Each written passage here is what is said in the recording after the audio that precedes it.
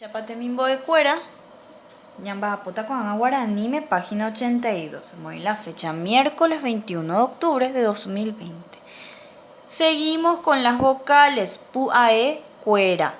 Hoy conocemos la vocal O, ya la aprendimos, pero hoy con más detalle vamos a dar esto, la O y también la O nasal, que tiene acento nasal, y la que es oral.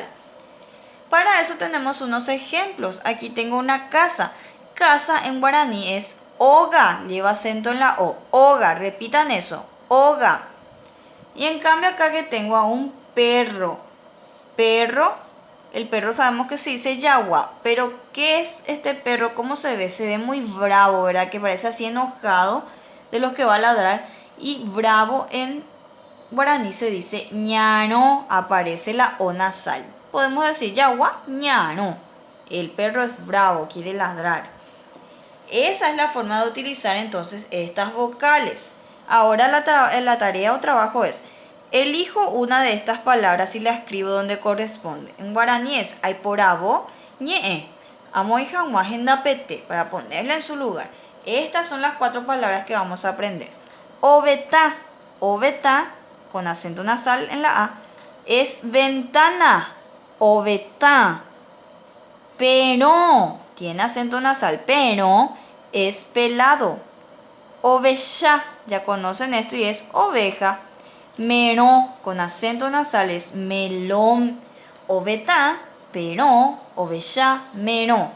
Tenemos que elegir estas palabras y ubicarle correctamente en los lugares. Número 1 dice, puntito, puntito, morotí. ¿Qué es morotí acá? El melón, mero, ajá, es morotí. ¿El melón es blanco? No. ¿Oveja? Sí. Entonces, ¿cuáñamo ahí tacuape? Oveja, oveja. En mayúscula van a colocar entonces ustedes la O mayúscula para que pueda tener, como ustedes ya saben hacer las oraciones también en guaraní, empieza con mayúscula. Oveja moroti.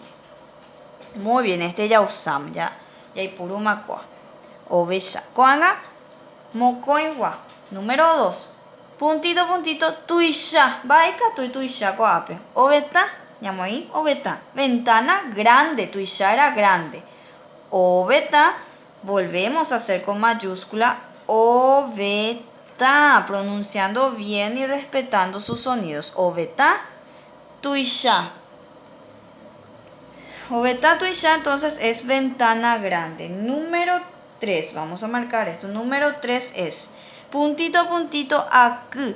¿Qué significa aku? Significa que todavía no está maduro, algo que está verde o que todavía no maduró bien. Puede ser eso algo pelado o puede ser un melón. Mero, mero y catuja. Entonces, mero, aku, melón inmaduro que todavía no maduró, verde. Está verdoso todavía. El número 4 dice, este ya usamos, acá. ¿Cómo puede estar una cabeza? ¿Puede estar pelada? Sí, entonces acá, pero, acá sí en minúscula. Pero, y coloco el acento nasal y pronuncio bien. De esa forma ustedes me crearon 4 oraciones ya. Utilizaron las palabras y completaron para crear oraciones. Van a leer otra vez. Oveja, morotí.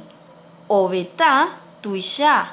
Mero, aku, acá, pero. Recuerden qué significan estas palabras porque próximamente vamos a ir trabajando para hacer oraciones. PPT con Angayayapota, Perajata, para aprender. Vayan a aprender todo esto.